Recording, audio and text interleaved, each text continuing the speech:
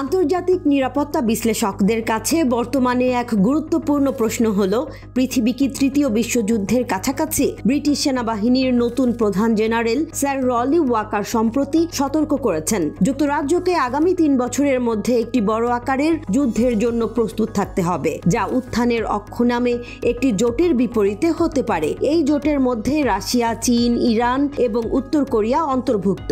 ওয়াকার মনে করেন, এই 4টি দেশ বিশ্বব্যাপী স্থিতিশীলতার জন্য ক্রমবর্ধমান হুমকি হিসেবে আবির্ভূত হয়েছে এবং এদের কর্মকাণ্ড তৃতীয় বিশ্বযুদ্ধের দিকে বিশ্বকে ঠেলে দিতে পারে। মধ্যপ্রাচ্যে ইসরায়েল এবং ইরানের মধ্যে ক্রমবর্ধমান উত্তেজনা অন্যতম প্রধান উদ্বেগের কারণ হয়ে দাঁড়িয়েছে। ইরান হিজবুল্লাহ এবং হামাসের সঙ্গে মিলে ইসরায়েলের বিরুদ্ধে প্রতিশোধমূলক হামলার পরিকল্পনা করছে। গত মাসে বৈরুতে হিজবুল্লাহ কমান্ডার ফুয়াদ শকর এবং তেহরানে হামাসের রাজনৈতিক প্রধান ইসমাইল হানিয়াহকে হত্যার প্রতিশোধ নিতে ইরান এখন ইসরায়েলে হামলার পরিকল্পনা করছে। এই পরিস্থিতিতে ইসরায়েল তার সেনাবাহিনীকে উচ্চ সতর্কতায় রেখেছে এবং মধ্যপ্রাচ্যে একটি বৃহত্তর আঞ্চলিক যুদ্ধের আশঙ্কা করছে।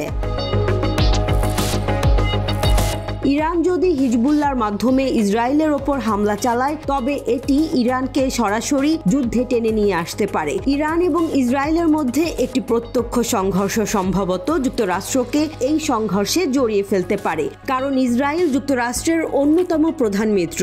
একাধিক পশ্চিমা দেশ ইতোমধ্যেই তাদের নাগরিকদের লেবানন ছেড়ে যাওয়ার নির্দেশ দিয়েছে, যা এই অঞ্চলটিতে একটি যুদ্ধের সম্ভাবনা বাড়িয়ে তুলেছে।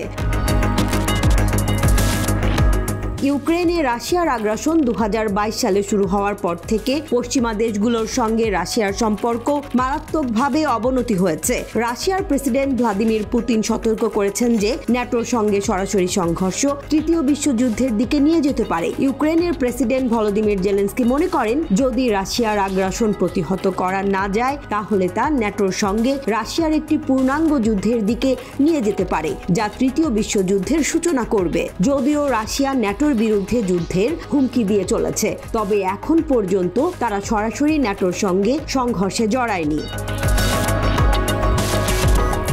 চীন এবং তাইওয়ানের মধ্যে উত্তেজনা এক ভিন্ন ধরনের বিপর্যয়ের সম্ভাবনা তৈরি করছে। চীন তাইওয়ানকে তাদের অংশ হিসেবে বিবেচনা করে এবং বেইজিং 2027 সালের মধ্যে তাইওয়ান আক্রমণ করতে সক্ষম হওয়ার লক্ষ্যে কাজ করছে। যুক্তরাষ্ট্র তাইওয়ানের স্বাধীনতা রক্ষা করার জন্য অর্থনৈতিক, সামরিক এবং কূটনৈতিক সহায়তা বাড়িয়ে তুলেছে। উত্তর কোরিয়া তার পারমাণবিক এবং ক্ষেপণাস্ত্র কর্মসূচির উন্নয়নে মনোনিবেশ করেছে, যা কোরীয় উপদ্বীপে পারমাণবিক যুদ্ধের আশঙ্কা বাড়িয়ে দিয়েছে। উত্তর কোরিয়ার নেতা কিম জং উন সম্প্রতি ঘোষণা করেছেন যে কোরীয় উপদ্বীপ পারমাণবিক যুদ্ধের দ্বারপ্রান্তে পৌঁছেছে। তিনি যুক্তরাষ্ট্র এবং তার মিত্রদের ওপর চাপ বাড়িয়েছেন এবং দক্ষিণ কোরিয়ার সঙ্গে শান্তি চুক্তি বাতিলের পথে এগিয়েছেন। যদিও দক্ষিণ এবং উত্তর কোরিয়ার মধ্যে এখনও সরাসরি সংঘর্ষ শুরু হয়নি, তবে উত্তেজনা ক্রমশ বাড়ছে এবং উভয় পক্ষই সামরিক প্রস্তুতি নিচ্ছে।